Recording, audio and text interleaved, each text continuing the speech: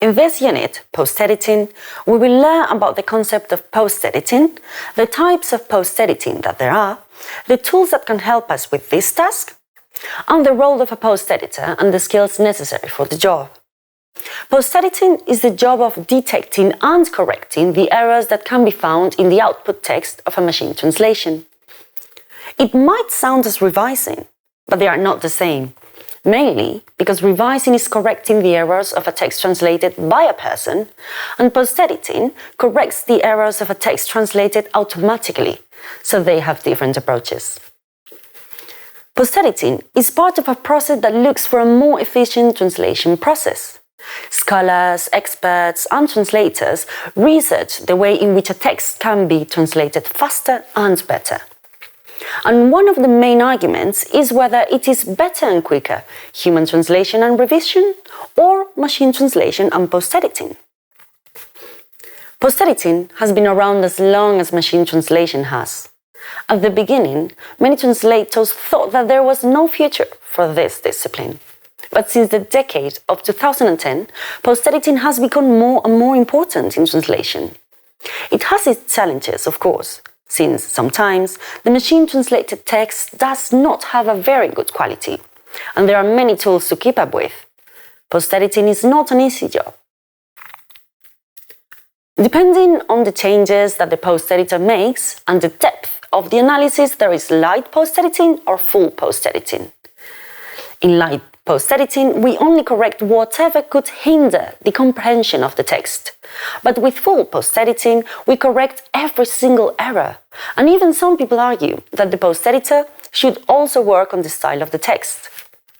Usually, in the translation field, anyone works with more than one language. However, it is argued that for post-editing, there is the possibility of a monolingual process. In that case, we only work with the translated text, as opposed to the bilingual post-editing, where we compare both the original text and the machine-translated output in order to compare both of them and see the equivalences and where the errors come from. For this, there are many tools that can be of help. Even some translators and post-editors use the same cut tool that they translate with for the post-editing job. Nonetheless, there are programs and apps specially crafted for post-editing only, and we will see some of them in this unit. It is worth mentioning the adaptive post-editing. This is when a professional works with a pre-translated text, and while they are working and making changes, the tool analyzes those changes and learns from them in real time. Then, it keeps making changes at the same time as the post-editor keeps working. Lastly, what does a post-editor need in order to be a good professional? There are many skills needed, like attention to detail, good command of the target language, and preferably of the source language as well, being able to work with the tools. It is important to analyze the effort being made when post-editing, because it would not be worth it for this process to take longer than it would to just translate the text. And this effort can be measured from 3 different angles: temporal, technical, and cognitive.